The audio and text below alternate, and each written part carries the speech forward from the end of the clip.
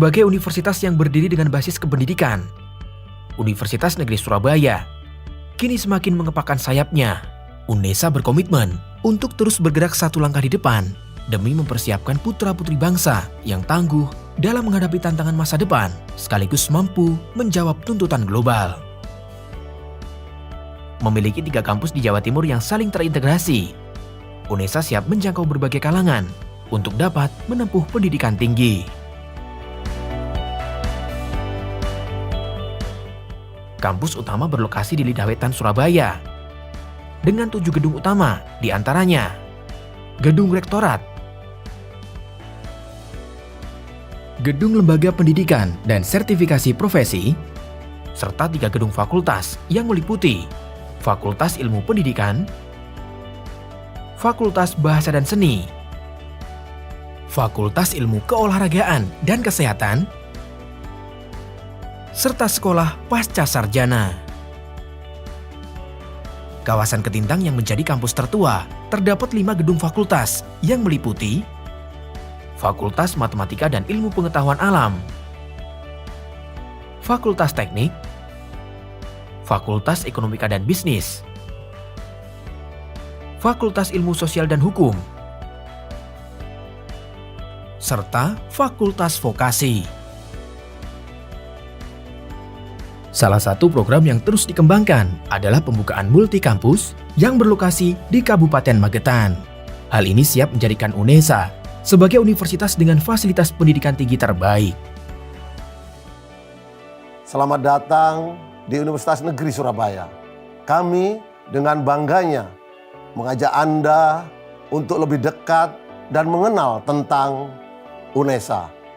Kami terus berkomitmen tidak hanya menyelenggarakan pendidikan terbaik bagi tenaga pendidik profesional masa depan, juga sangat berfokus untuk menciptakan lulusan yang berkarakter, tangguh, kreatif, inovatif, dan mampu berkolaborasi pada siapapun, berbudaya yang humanis dengan spesifikasi yang unggul dalam hal seni, olahraga, dan pendidikan disabilitas yang komprehensif. Selamat datang di kampus para juara Universitas Negeri Surabaya. Terus berbenah dan berprestasi, UNESA siap memberikan kontribusi terbaik dalam mencetak generasi unggul dalam bidang kependidikan dan kukuh dalam keilmuan. Wujudkan ekosistem belajar yang sehat, UNESA terus berupaya memberikan pelayanan terbaik dengan beragam fasilitas yang berkualitas, berskala nasional maupun internasional.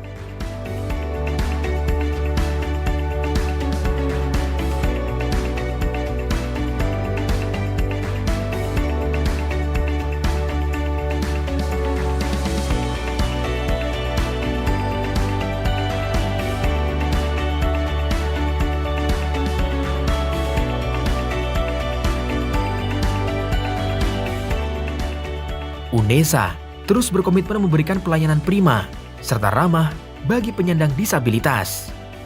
Didukung dengan sarana dan prasarana yang memadai, lingkungan yang kompetitif, serta terus bergerak wujudkan kampus konservasi dan ramah lingkungan. Mewujudkan otonomi perguruan tinggi yang mandiri, UNESA telah menjadi perguruan tinggi berbadan hukum sesuai dengan Peraturan Pemerintah Republik Indonesia Nomor 37 Tahun 2022.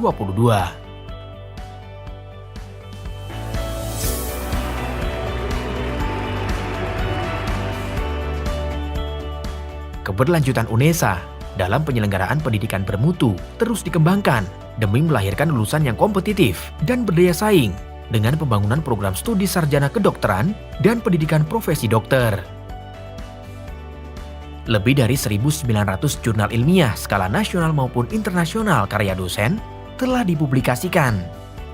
UNESA juga mencatatkan namanya dalam Museum Rekor Indonesia sebagai kampus penyelenggara kerjasama dengan 837 SMK se-Jawa Timur secara serentak sebagai wujud implementasi program Merdeka Belajar Kampus Merdeka atau MBKM. Telah terakreditasi A secara kelembagaan, UNESA terus tingkatkan kualitas program studi pendidikan berstandar internasional melalui akreditasi ASIIN dan akreditasi AKAS. UNESA membuka kesempatan bagi seluruh kalangan dari beragam latar belakang untuk terus bertumbuh menjadi generasi berkualitas dan berwawasan global.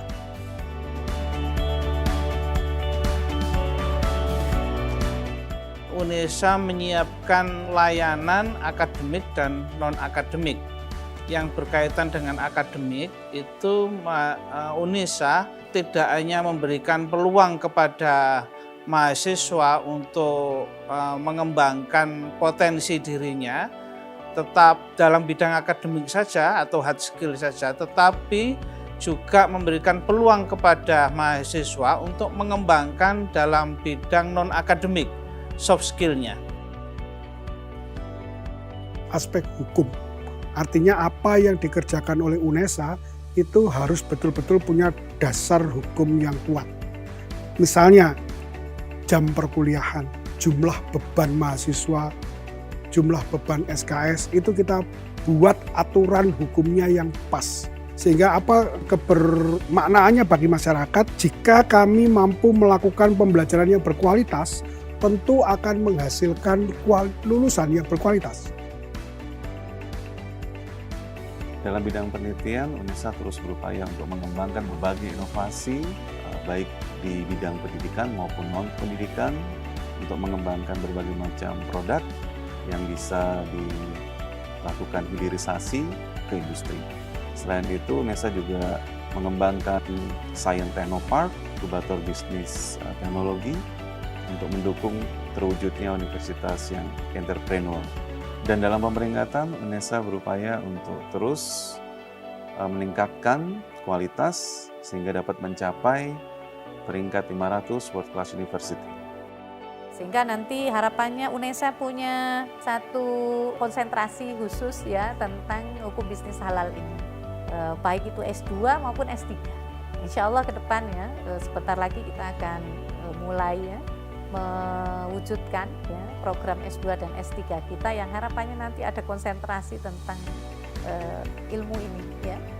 Tentunya bisa menjadi contoh buat anak-anak muda lainnya bahwa pendidikan itu penting, tidak hanya bermain bola, karena usia main bola itu tidak kenal waktu. Mungkin pada usia 24, 25 ada kejadian yang tidak diinginkan, pendidikan itu sangat penting. Saya Rafika Amalia, alumni FBS UNESA jurusan Pendidikan Bahasa Jepang. Kuliah di FBS itu lengkap banget karena selain dosennya ramah-ramah, temannya juga asik-asik, lingkungannya asri dan tenang yang bikin kuliah saya itu lancar sampai dengan lulus. Dan juga kita diajarkan mengenai hard skill dan soft skill yang menunjang karir saya saat ini sebagai dosen Pendidikan Bahasa Jepang di Politeknik Pelayaran Surabaya dan juga penyiar di PT Jawa Pos Media Televisi.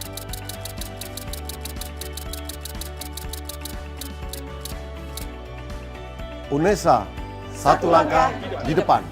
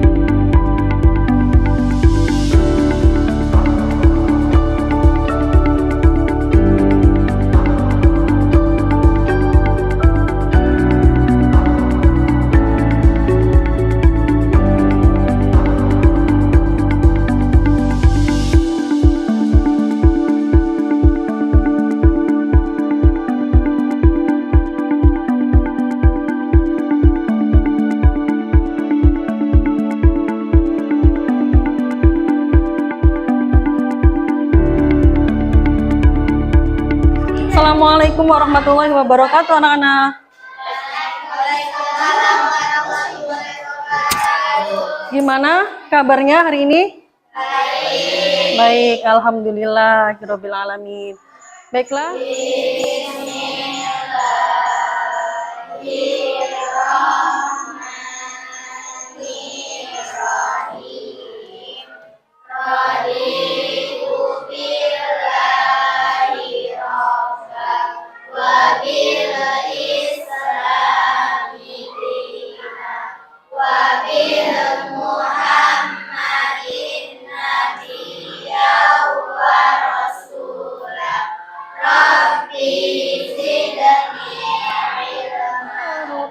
Indonesia bersatu, hiduplah tanahku, hiduplah negeriku, bangsaku, rakyatku semuanya.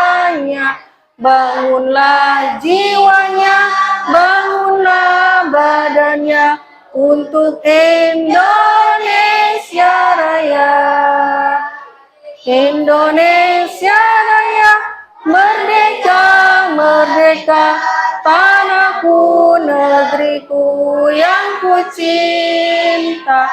Indonesia Raya, merdeka, merdeka, hiduplah Indonesia Raya. Ini Ibu akan mengecek kehadiran terlebih dahulu. Yang pertama, Luzain Mailina, Adila Nur Maulida, Rizka Novita, Naya Aulia, Zahra Ingrid Wijaya, Siti Fatma Dewi, Juhriyatul Hafiza, Latifah Naila, Ayu Fresti Anti, Novi Diana, oh ya izin ya, Rahmat Adi Gunawan, Muhammad Faidur Rahman, Dewi Puspitasari, Muhammad Nur Habib, Dewi Kirana, Khadijah. Sebelum mulai pembelajaran hari ini, Ibu akan menampilkan video motivasi.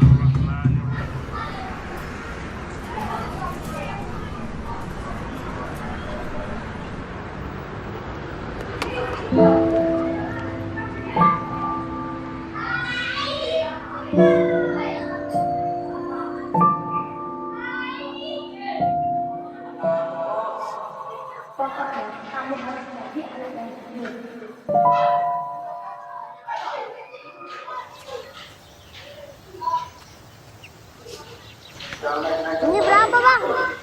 3.000. Kamu janji sama ibu.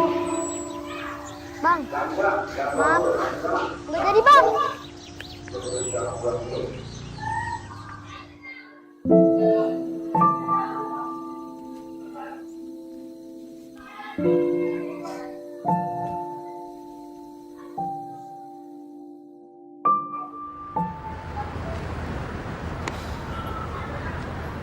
Namamu siapa?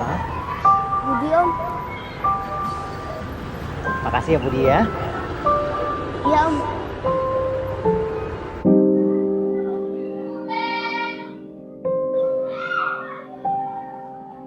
Dari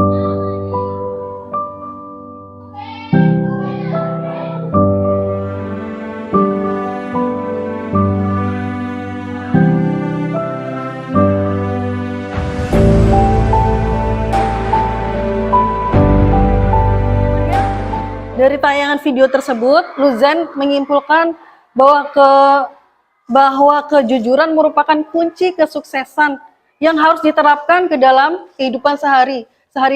Artinya, kalian itu sebagai peserta didik atau siswa yang mana kejujuran kalian itu akan dinilai oleh guru dan bapak guru kalian.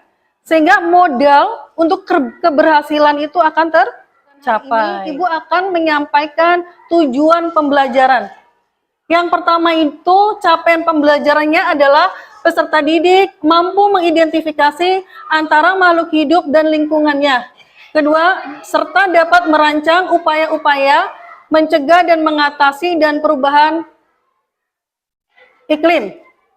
Untuk tujuan pembelajarannya, yang pertama, melalui video peserta didik dapat menjelaskan pengertian sampah dengan benar. Yang kedua, melalui tayangan video, peserta didik dapat mengelompokkan jenis-jenis sampah dengan benar. Yang ketiga, melalui kegiatan diskusi kelompok, peserta didik dapat menjelaskan dampak serta upaya mengatasi masalah sampah organik dan anorganik. Yang keempat, melalui kegiatan diskusi kelompok, peserta didik dapat mengemas hasil ide atau solusi dalam bentuk poster atau rancangan sederhana dengan kreativitasnya dari sampah organik dan anorganik. Itulah tujuan pembelajaran hari ini.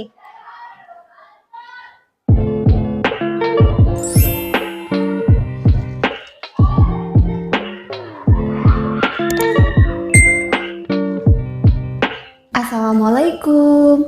Hai semuanya. Di video kali ini kita akan membahas materi pencemaran tanah.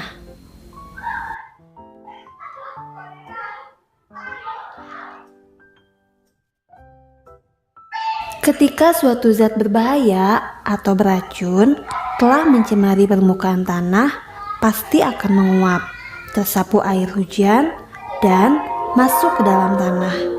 Pencemaran ini biasanya terjadi karena kebocoran limbah cair atau bahan kimia industri atau fasilitas komersial, penggunaan pestisida, masuknya air permukaan tanah tercemar ke dalam lapisan subpermukaan, kecelakaan kendaraan pengangkut minyak, zat kimia atau limbah, air limbah dari tempat penimbunan sampah, serta limbah padat dan cair. Adapun perbedaan limbah padat dan cair yaitu sebagai berikut. Limbah padat dapat berupa senyawa anorganik yang tidak dapat dimusnahkan atau diuraikan oleh mikroorganisme seperti plastik. Mari kita ke manfaatnya. Manfaat sampah organik yang pertama, bisa digunakan untuk kompos atau pupuk organik. Sampah organik seperti buah-buahan busuk dan sayuran dapat dibuat menjadi kompos dan pengolahannya juga tidak terlalu sulit. Yang kedua, untuk tambahan adalah plastik, botol atau kelengan minum, kresek, ban bekas, besi, kaca, kabel, barang elektronik, bola lampu, plastik, dan lain-lain. Memang sampah anorganik sulit terurai, tetapi masih bisa kita manfaatkan kembali. Jangan sampai. Jadi minggu kemarin itu kita membahas pencemaran tanah, pencemaran udara, tanah, terus pencemaran air dan pencemaran suara ya. Itu bisa sudah pasti di kehidupan kita sehari-hari itu pencemaran itu ada. Nah, yang materi yang hari ini Ibu tayangkan yaitu tentang pencemaran tanah yang berkaitan dengan sampah organik dan sampah anorganik. Dari video tentang sampah organik dan anorganik ya, kita ambilnya itu kalau sampah organik itu kira-kira bisa terurai nggak? Bisa. Kalau sampah anorganik tidak bisa. Contoh dari sampah organik itu apa? Daun, itu contohnya daun, termasuk sampah organik yang basah apa yang kering? Kalau yang anorganik contohnya gelas, botol ya, botol plastik, botol aqua, terus bekas teh jus ya, kalian yang biasa makan. Nah, sehingga secara tidak sadar ketika kalian itu memasukkan atau membuang sampah tidak pada tempatnya, kira-kira mengakibatkan banjir tidak? Terjadi polusi enggak? Kira-kira bau enggak nanti kalau ada tumpukan sampah? Nah, seperti itu ya anak-anak ya. Jadi nanti pembelajaran hari ini seperti itu.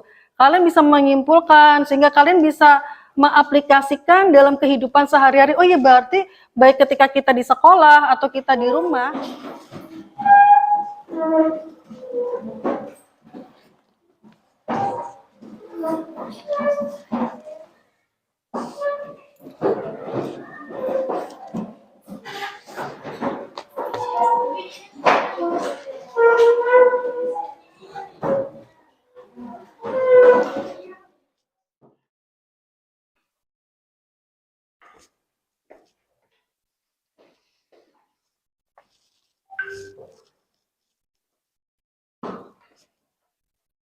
Ya. Silakan anak-anak. Nanti hasilnya ditaruh ya.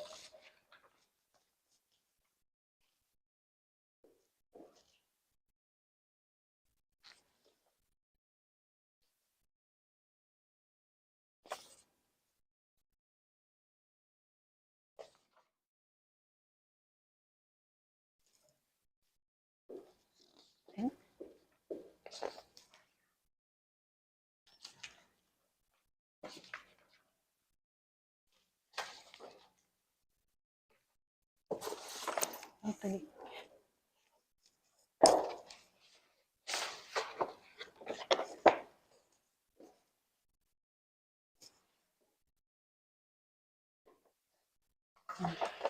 Nanti ini ditaruh sini. Nanti.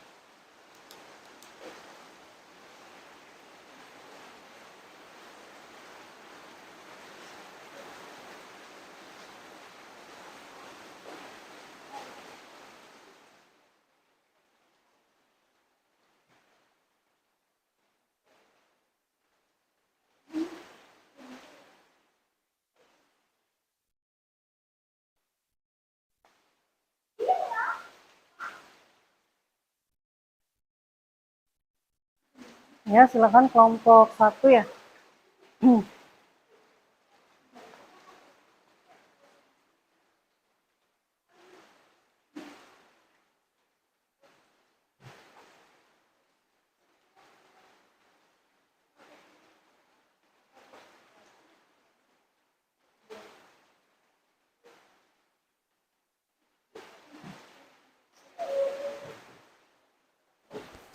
Assalamualaikum warahmatullahi wabarakatuh. Waalaikumsalam warahmatullahi wabarakatuh.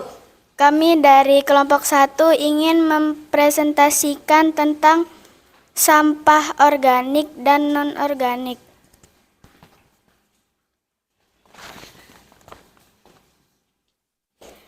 Berdasarkan tayangan video yang sudah kita lihat, Sebutkan jenis sampah berdasarkan pestisida berlebih. 3.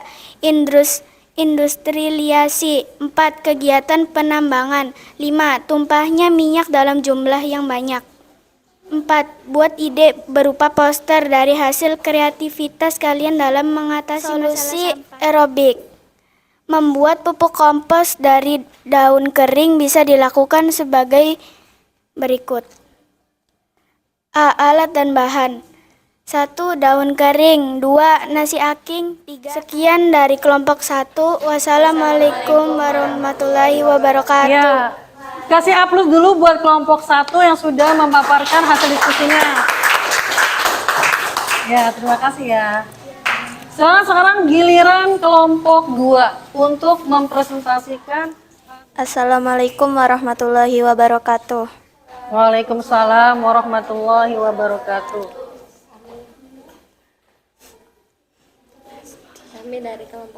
Kami dari kelompok 1 ingin mempresentasikan hasil dari diskusi kami. Berdasarkan tayangan video yang sudah kami lihat, sebut jenis sampah berdasar penggolongannya. Sampah organik menggunakan cangkir kopi plastik untuk tempat pensil, kertas bekas dijadikan sebagai pembungkusan makanan, kantong plastik dipakai berkali-kali, botol plastik dijadikan pot bunga. Mengurangi penggunaan plastik, gunakan kantong beras atau tote bag. Sekian dari kelompok kami. Wassalamualaikum warahmatullahi wabarakatuh. Waalaikumsalam warahmatullahi wabarakatuh. Kasih aplaus dulu untuk kelompok 2. Silakan sekarang. Assalamualaikum warahmatullahi wabarakatuh. Waalaikumsalam warahmatullahi wabarakatuh. Kami dari kelompok 3 akan mempresentasikan hasil diskusi. Bisa diolah kembali menjadi pakan ternak, biogas, bahkan pupuk. 2. Sampah anorganik adalah jenis buangan yang sulit untuk diurai dan membutuhkan waktu yang cenderung lama. Contohnya, botol minuman, plastik, dan kaleng. Sampah ini tidak akan hancur. Wassalamualaikum warahmatullahi wabarakatuh. Waalaikumsalam warahmatullahi wabarakatuh. Tepuk tangan dulu, kasih aplaus anak-anak. Terima kasih anak-anak. Kalian presentasi hari ini dari kelompok 1, kelompok 2, kelompok 3 itu sangat luar biasa. Tapi nanti harus lebih baik lagi ya, dimunculkan ide-idenya, dimunculkan pendapat-pendapatnya, sehingga manfaatnya sangat banyak ya. Kalau belajar untuk mengemukakan pendapat, ide, bertanya, seperti itu. Baik anak-anak, mungkin setelahnya presentasi kalian itu lelah, letih. Kita boleh kan kita ice breaking dahulu? Ikuti ibu ya. Tepuk pagi, tepuk malam, tepuk siang, tepuk pagi, tepuk malam, tepuk siang. Ya baik, makasih anak-anak. Itu tentang contoh dari sampah organik, yaitu pembuatan pupuk kompos. Tadi udah kan alat-alatnya, bahan-bahannya ya. Terus contoh anorganiknya sebagai pembuatan aerobik ya. Nanti kalau misalkan kita kita tempatkan untuk penyanggah ya, biar jangan hujan di lorong-lorong ini taman-taman sekolah nih, kelas ya. Taman-taman kelas kan itu kan banyak pohon tuh. Nah, itu bisa dibuat nanti buat penyanggah, kan dikasih botol dulu plastiknya ya, terus dimasukkan, dipadatkan, lalu disusun, bisa untuk kerajinan. Nah itu manfaat ya dari sampah organik dan sampah anorganik. Kira-kira ini nggak ada nilai ekonomisnya nggak? Pasti ada kan? Seperti apa nilai ekonomisnya? Bisa untuk kerajinan? Bisa. Terus pupuk kompos juga bisa bermanfaat untuk apa? Untuk menyuburkan. Penutup, Ibu akan membagikan ya soal di akhir pembelajaran.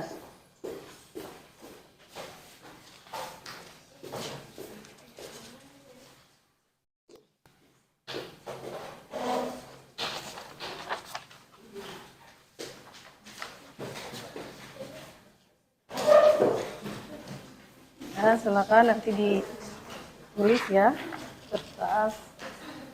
Ya.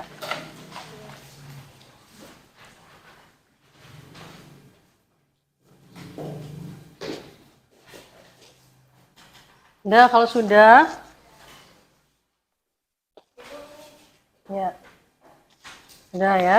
Kalau sudah, aku kumpulkan lagi.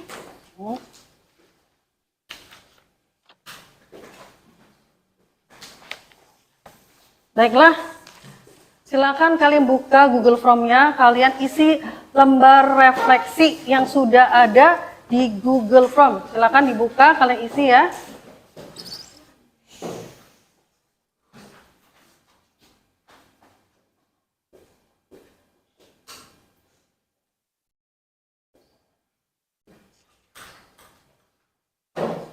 Sesuai kelasnya.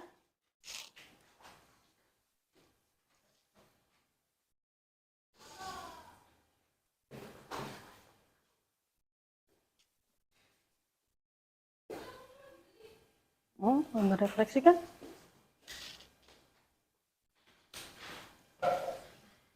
Sudah anak-anak?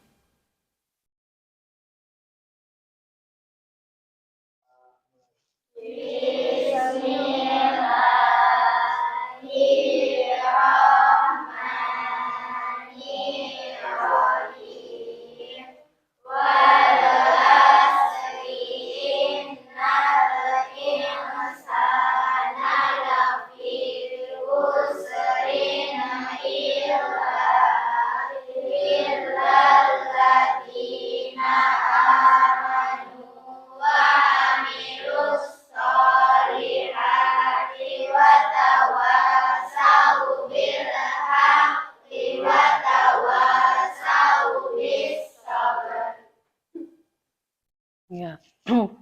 Baiklah, Ibu akhiri pembelajaran hari ini.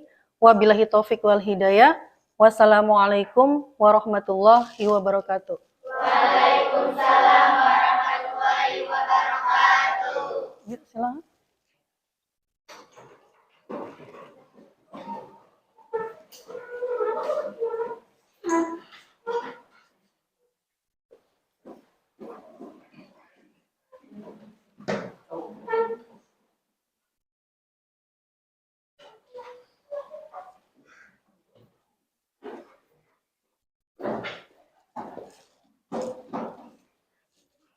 Ya kan?